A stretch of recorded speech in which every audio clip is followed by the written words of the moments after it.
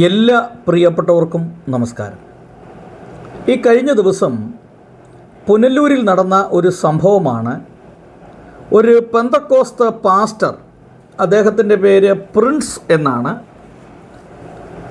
ഇദ്ദേഹം നടത്തുന്ന ഒരു ഹോസ്റ്റലിൽ, ആ ഹോസ്റ്റലിലെ പാചകക്കാരൻ 6ാം ക്ലാസ്സിൽ പഠിക്കുന്ന ഒരു കുട്ടിയെ ഫാനിൽ തല കീഴായി കെട്ടിത്തൂക്കി എന്നുള്ള ഒരു വാർത്ത. വാസ്തവത്തിൽ ഇത് ഇസ്ലാമിക് മത തീവ്രവാദ രാഷ്ട്രങ്ങളിലാണ് ഇത്തരത്തിലുള്ള പൈശാചികമായ നടപടികളൊക്കെ നമ്മൾ കാണുന്നത്. കേരളത്തിൽ ഇതുപോലെ ഒരു സംഭവം നടന്നു, അതും പെന്തക്കോസ്തുകാരൻ നടത്തുന്ന ഒരു സ്ഥാപനത്തിൽ ഇങ്ങനൊരു സംഭവം നടന്നു എന്ന് പറയുന്നത് വാസ്തവത്തിൽ നമ്മളെയെല്ലാം ഞെട്ടിപ്പിക്കുന്ന ഒരു സംഭവമാണ്. അതായത് ഈ സ്ഥാപനത്തിൻ്റെ പേര് എന്ന് പറയുന്നത് വാട്ടർ ലിവിങ് ബോർഡിംഗ് സ്കൂൾ എന്നാണ് ഇവിടെ കൊടുത്തിരിക്കുന്നത്. ഈ പാസ്റ്ററുടെ പേര് പാസ്റ്റർ പ്രിൻസ് എം എന്നാണ്. അദ്ദേഹത്തിൻ്റെ മുഴുവൻ പേര് റവറൻഡ് ഡോക്ടർ പാസ്റ്റർ പ്രിൻസാണ്. പക്ഷേ എൻ്റെ ഒരു ചോദ്യം ഇതാണ്, എന്തുകൊണ്ട് ഈ പാസ്റ്ററെ അറസ്റ്റ് ചെയ്യുന്നില്ല? ഇതിൻ്റെ ഒന്നാമത്തെ പ്രതി എന്ന് പറയുന്നത് ഈ പ്രിൻസ് എന്ന് പറയുന്ന പാസ്റ്ററാണ്. ഇദ്ദേഹത്തെ എന്തുകൊണ്ടാണ് അറസ്റ്റ് ചെയ്യാത്തത്? അതിന് പല കാരണങ്ങൾ ഞാൻ പറയാം. ഒന്ന്, ഈ വാട്ടർ ലിവിങ് ഈ ഹോസ്റ്റലിൽ നിൽക്കുന്ന ഈ പാചകക്കാരൻ, ഇദ്ദേഹം ഒരു മദ്യപാനിയാണ് എന്ന് ഈ പാസ്റ്റർക്കറിയാം. ഈ സംഭവം നടന്നതിന് ശേഷം ഈ പാചകക്കാരനെയും ആ ഹോസ്റ്റലിലെ ഒരു വാർഡനെയും അറസ്റ്റ് ചെയ്തിട്ടുണ്ട്. അത് കഴിഞ്ഞ് ചില മാധ്യമങ്ങളുടെ മുൻപിൽ വന്നു നിന്ന് ഈ പാസ്റ്റർ ഒരു ഉളുപ്പും നാണവും ഇല്ലാതെ അവിടെ നിന്ന് പറയുകയാണ്, സംഭവത്തെ വിവരിക്കുകയാണ്. എൻ്റെ ചോദ്യം ഇതാണ്, ഈ പാസ്റ്ററെ എന്തുകൊണ്ട് അറസ്റ്റ് ചെയ്യുന്നില്ല?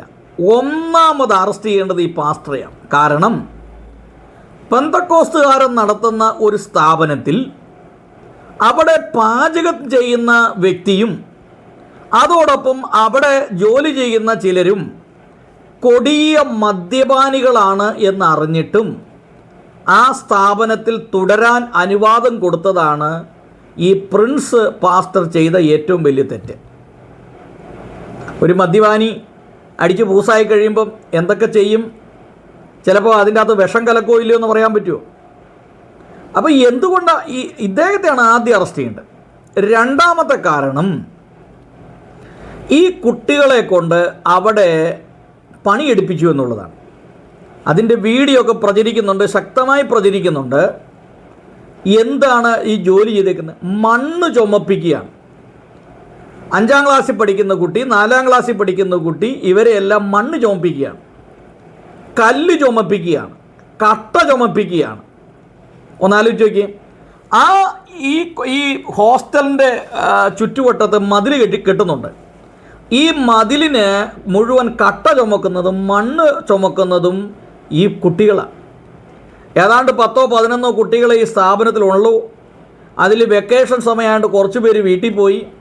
3-4 കുട്ടികൾ നിർധനരായിട്ടുള്ള കുട്ടികൾ, അതായത് ഇവരുടെയൊക്കെ വീടൊക്കെ ഈ ചാനലിൽ കൂടെ കാണിക്കുന്നുണ്ട്, ടി വി കൂടെ. വളരെ നിർധനരായിട്ടുള്ള കുട്ടികൾ. ഈ കുട്ടികളെ കൊണ്ടുവന്നിട്ട് ഇവിടെ ലേബർ പണി ചെയ്യിക്കുകയാണ് ഈ പാസ്റ്റർ പ്രിൻസ്. വാസ്തവത്തിൽ ഇദ്ദേഹത്തെയാണ് ആദ്യം അറസ്റ്റ് ചെയ്യേണ്ടത്. അപ്പോൾ എത്ര ദ്രോഹപരമായ നടപടിയാണ് പാസ്റ്റർ എന്ന പേരും വെച്ചുകൊണ്ട് ഇത്തരത്തിലുള്ളവന്മാർ ചെയ്യുന്നത് എന്ന് നിങ്ങളൊന്ന് ആലോചിച്ച് നോക്കിക്കും. അപ്പോൾ വിദേശ രാജ്യങ്ങളിൽ നിന്ന് കണക്കില്ലാത്ത പൈസ FCRA വഴി പല സംഘടനകൾക്ക് കിട്ടുന്നുണ്ട്. ഈ സംഘടന ഇതെല്ലാം വാങ്ങിച്ച് അവരുടെ ഒരു സാമ്രാജ്യം തന്നെ പണിതെടുക്കുകയാണ് ചെയ്യുന്നത്. കേരളത്തിലെ ഓരോ പെന്തക്കോസ്ത് പാസ്റ്റർമാരുടെ ആസ്തിയെക്കുറിച്ച് ഒരു അന്വേഷണം നടത്തണം. കേരളത്തിലെ പ്രമുഖന്മാരായ കൺവെൻഷൻ പ്രസംഗരെയും പ്രമുഖന്മാരായിട്ടുള്ള സഭാ നേതാക്കന്മാരുടെയും ബാങ്ക് ബാലൻസുകൾ പരിശോധിക്കുകയും അവരുടെ വിദേശ ബന്ധങ്ങളെയും വിദേശത്ത് നിന്ന് വരുന്ന പണ ഇടപാടുകളെക്കുറിച്ച് കൃത്യമായ ഒരു അന്വേഷണം NIA നടത്തണം. കാരണം ചില ആളുകൾ വലിയ ധനികന്മാരായി മാറി. ചില പാസ്റ്റർമാർക്ക് ബെൻസ് കാറും അതുപോലെയുള്ള ഓഡി കാറ് ഇതുപോലെയുള്ള വലിയ വലിയ വില കൂടിയ വാഹനങ്ങളായി. 3, 4, 5 കോടി രൂപയുടെ വീടുകളായി. പല ആളുകൾക്കും എസ്റ്റേറ്റുകളായി. പല സ്ഥലത്തും ബിനാമി പേരുകളിൽ സ്ഥലം വാങ്ങിച്ചിട്ടുണ്ട്. നമ്മൾ സമൂഹത്തിൽ കാണുന്ന ഈ പകൽമാന്യന്മാരായിട്ടുള്ള പല ആളുകൾക്കും പല രീതിയിലുള്ള ബന്ധങ്ങളുണ്ട്. പല സ്ഥലങ്ങളിലും അവർക്ക് സ്ഥലമുണ്ട്, വീടുകളുണ്ട്, മറ്റു പല സൗകര്യങ്ങളുണ്ട്. ഇതൊക്കെ വാസ്തവത്തിൽ ഇത് അന്വേഷണ വിധേയമാക്കേണ്ടത് തന്നെയാണ്. അതായത് ഈ സാധാരണക്കാരായ ആളുകളെ പിഴിഞ്ഞ് അവരുടെ അവസ്ഥകളെ മുതലെടുത്ത് ഞങ്ങൾ ഹോസ്റ്റൽ നടത്തുന്നുണ്ട്, ഞങ്ങൾ അത് നടത്തുന്നുണ്ട്, ഞങ്ങൾ മിനിസ്ട്രി നടത്തുന്നുണ്ട് എന്നൊക്കെ പറഞ്ഞുകൊണ്ട് കോടിക്കണക്കിന് രൂപയാണ് ഇവർ അടിച്ചു മാറ്റുന്നത്. ഡൽഹിയിലുള്ള PG വർഗീസ് 2500 സഭയുണ്ടെന്നും പറഞ്ഞുകൊണ്ടാണ് ഈ പൈസ എല്ലാം അടിച്ചു മാറ്റുന്നത്.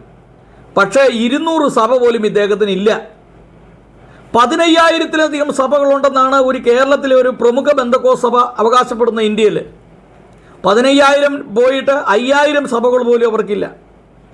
ഇങ്ങനെ ഓരോ പെന്തക്കോസ്തൽ സഭകളും 10 സഭയുള്ളവൻ 100 സഭ എന്ന് പറയും, 100 സഭയുള്ളവൻ 1000 സഭ എന്ന് പറയും. എന്തിനേറെ കൊട്ടാരക്കരയിലുള്ള ടിനു ജോർജ് പോലും അവകാശപ്പെടുന്ന അദ്ദേഹത്തിന് 500-ലധികം സഭകളുണ്ടെന്നാണ്. അപ്പം ഇങ്ങനെ ഒരു വലിയ കള്ളന്മാരുടെ ഒരു സമൂഹം നമ്മുടെ ഈ പാസ്റ്റർമാരുടെ രൂപത്തിൽ കേരളത്തിൽ വളർന്ന് തഴയ്ക്കുകയാണ്. എനിക്ക് പ്രിൻസ് പാസ്റ്ററോട് വ്യക്തിപരമായി വിരോധമൊന്നുമുള്ള ആളല്ല. പക്ഷേ എൻ്റെ ചോദ്യം, ഒരു കൊടിയ മദ്യപാനിയായ ഒരാളെ എന്തുകൊണ്ട് ഈ കുട്ടികൾക്ക് ഭക്ഷണം ഉണ്ടാക്കാനായിട്ട് അവിടെ നിയമിച്ചു? തെറ്റ്. 2, ഈ കുട്ടികളെ കൊണ്ട് കല്ലും മണ്ണും മണലും സിമെൻറ്റും എന്തുകൊണ്ട് ചുമപ്പിച്ചു? അത് കൃത്യമായി വീഡിയോ അതിൻ്റെ അകത്തുണ്ട്, അതുകൊണ്ടായി പറയുന്നത്. അപ്പോൾ വാസ്തവത്തിൽ അറസ്റ്റ് ആദ്യം ചെയ്യേണ്ടത് ഈ പ്രിൻസ് എന്ന് പറയുന്ന പാസ്റ്ററെയാണ്. ഇദ്ദേഹത്തെയൊക്കെ അറസ്റ്റ് ചെയ്ത് ജയിലിലടക്കണം, എന്നാലേ ശരിയാകുകയുള്ളൂ. പാവപ്പെട്ട കുട്ടികളെയും അല്ലെങ്കിൽ അവരുടെ വീട്ടുകാരെ ചൂഷണം ചെയ്ത് ഒരുപാട് പാസ്റ്റർമാർ സമ്പന്നന്മാരായിട്ടുണ്ട്. അതവരുടെ വീടും അവരുടെ സൗകര്യം അവരുടെ വണ്ടിയും എല്ലാം വെച്ച് നോക്കിയാൽ നമുക്കത് തിരിച്ചറിയാം. ഇവരെയൊക്കെ തീറ്റിപ്പോറ്റുന്ന ഈ സാധാരണക്കാരായ വിശ്വാസികളുണ്ട്, അത്താഴപ്പട്ടിണിക്കാർ. അതായത് പാറമടയിൽ പണിയെടുത്ത്, പാടത്തും പറമ്പിലും പണിയെടുത്ത്, തൊഴിലുറപ്പ് പദ്ധതിക്ക് പോയി മുട്ടക്കച്ചവടം നടത്തി, മീൻ കച്ചവടം നടത്തി, അതുപോലെ ചെറിയ ചെറിയ തൊഴിലുകൾ ചെയ്ത് ഈ പാസ്റ്റർമാരെ തീറ്റിപ്പോറ്റുന്ന ഒരു വലിയ സമൂഹം വിശ്വാസികൾ നമ്മുടെ സമൂഹത്തിലുണ്ട്. അവർക്ക് ഉടുതുണിക്ക് മറുതുണിയില്ല, കീറിപ്പറഞ്ഞ വസ്ത്രമായിരിക്കും അവർ. പാസ്റ്റർ ധരിക്കുന്ന 5,000, 10,000-ൻ്റെ കോട്ടും സൂട്ടും, അവരുടെ തലയിൽ മുടി വയ്ക്കാൻ വേണ്ടി ലക്ഷക്കണക്കിന് രൂപ, അവരുടെ താടി രോമങ്ങൾ കറുപ്പിച്ചെടുക്കാൻ വേറെ, ഫേഷ്യൽ ചെയ്യാൻ പാസ്റ്ററുടെയും പാസ്റ്ററുടെ ഭാര്യയ്ക്കും മുഖം മിനുക്കാൻ വേറെ പൈസ. ഇങ്ങനെ നല്ല സുന്ദരമായ ഭക്ഷണം പാസ്റ്റർ വീട്ടിലേക്ക് വന്നു കഴിഞ്ഞാൽ അത് ഇറച്ചിയും മീനും പോത്തും എല്ലാ കറിയും വേണം, അല്ലെങ്കിൽ ഇഷ്ടപ്പെടുകയില്ല. എന്തിനേറെ ഞങ്ങളുടെ നാട്ടിൽ ഇടുക്കി ഹൈറേഞ്ചിലൊക്കെ വന്ന് സുവിശേഷ വേല ചെയ്യാൻ പാസ്റ്റർമാർക്ക് താല്പര്യമില്ല. ഇടുക്കി ജില്ലയിലെ പല മേഖലകളിലും വനപ്രദേശങ്ങളാണ്. അവിടെ നാട്ടിൽ നിന്ന് വരുന്ന ഒരു പാസ്റ്റർ അവിടെ നിൽക്കുകയില്ല. അവർക്ക് അവിടെ ചെല്ലുമ്പം പുഴു കടിക്കുന്നു, അട്ട കടിക്കുന്നു, കയറ്റമാണ്, അല്ലെങ്കിൽ പിള്ളേരെ സ്കൂളിൽ വിടാൻ പറ്റുന്നില്ല. ഇങ്ങനെയൊക്കെ പല പരാതികളാണ്. ഇവരെ സംബന്ധിച്ച് ഇവർക്ക് എങ്ങനെയെങ്കിലും 10 അമേരിക്കക്കാരുള്ള 10 ഗൾഫുകാരുള്ള ഒരു സഭ കിട്ടണം, അവിടെ ഇരുന്ന് മൂക്കുമുട്ട തിന്നണം, അല്ലാതെ സുവിശേഷ ദർശനമൊന്നും ഇവർക്കില്ല. ഹൈറേഞ്ചിൽ ഞങ്ങളുടെ പ്രദേശത്ത് വന്ന ചില പാസ്റ്റർമാർക്ക് അവിടെ നിൽക്കാൻ പറ്റില്ല. അവർ പറയുന്നത് ഞങ്ങൾക്കിവിടെ പ്രശ്നമാണ് എന്നാണ് പറയുന്നത്. അതുകൊണ്ട് ഈ ഹൈറേഞ്ച് മേഖലകൾ, വനമേഖലകളൊന്നും പ്രവർത്തിക്കാൻ ആരുമില്ല. അവർക്ക് നാടാണ് അവൻ്റെ. തിരുവിതാംകൂർ വേണം, അല്ലെങ്കിൽ തിരുവല്ല, അല്ലെങ്കിൽ കോട്ടയം, പത്തനംതിട്ട, റാന്നി, ഇതുപോലുള്ള സ്ഥലങ്ങളാണ് ഇവർക്ക് വേണ്ടത്. വേറൊരു സ്ഥലത്തേക്ക് ഇവന്മാർ കയറുകയില്ല. ഇപ്പം ശരിക്കും പറഞ്ഞാൽ ഈ പാസ്റ്റർമാരുടെ സകലരുടെയും പ്രവർത്തനങ്ങൾ പരിശോധിക്കുകയും ഇവരുടെ വിദേശ ബന്ധങ്ങൾ പരിശോധിക്കുകയും ഇവരുടെ പണ ഇടപാടുകൾ കൃത്യമായ അന്വേഷണം നടത്തുകയും എന്തിനാണ് ഇതുപോലെയുള്ള ഹോസ്റ്റലുകൾ, എന്തിനാണ് ക്രമാതീതമായി വർദ്ധിച്ചു വരുന്ന ബൈബിൾ സ്കൂളുകൾ, എന്തിനാണ് ഇതുപോലുള്ള സ്ഥാപനങ്ങൾ എന്നുള്ളത് പരിശോധിക്കപ്പെടേണ്ടത് തന്നെയാണ്. ഇവിടെ കൊടിയ പീഡനങ്ങൾ, എന്തിനേറെ പല ബൈബിൾ കോളേജുകളിലും ലൈംഗിക ചൂഷണം നടക്കുന്നു. അതുകൊണ്ട് ചിന്തിക്കുക. പാസ്റ്റർമാരെല്ലാം നല്ലൊരു ശതമാനം ആളുകളും കോടീശ്വരന്മാരായി, അവരുടെ മക്കളും കോടീശ്വരന്മാരായി. ഉദാഹരണം പറഞ്ഞാൽ, മദ്യപിക്കുന്ന ഒരു മദ്യപാനിയുടെ അവസ്ഥ എന്താണ്? അവൻ മദ്യം മേടിക്കുന്ന ആളുകൾ, ബാറ് ഹോട്ടൽ ഉടമകൾ വലിയ പുള്ളികളാവുന്നു എന്ന് പറഞ്ഞ അതേ അവസ്ഥയാണ്. പാവം പിടിച്ച അത്താഴപ്പട്ടിണിക്കാരനായിട്ടുള്ള വിശ്വാസികൾക്ക് ഒന്നുമില്ല, പാസ്റ്റർമാർ നല്ല സുഖിച്ച് ജീവിക്കുകയാണ്. എന്തൊരു കലികാലം ഇത്! അതുകൊണ്ട് ഇങ്ങനെയൊക്കെ ഉണ്ടല്ലോ, എത്രയും പെട്ടെന്ന് അറസ്റ്റ് ചെയ്ത് ഇങ്ങനെയൊക്കെ ജയിലിൽ അടക്കണം എന്നുള്ളതാണ് എൻ്റെ അഭിപ്രായം. അതുകൊണ്ട് അത്യന്തം ഖേദകരവും പൈശാചികരവും കുൽസിതവുമായ ഒരു പ്രവൃത്തിയാണ് ഈ പാസ്റ്റർ പ്രിൻസ് എം എന്ന വ്യക്തിയും അദ്ദേഹത്തിൻ്റെ സ്ഥാപനവും ചെയ്തിരിക്കുന്നത്. ഇവൻ്റെയൊക്കെ സകല ഡീറ്റെയിൽസും അന്വേഷിക്കണം. എന്നിട്ട് ഈ സ്ഥാപനം അടച്ചുപൂട്ടി സീല് വെക്കണം.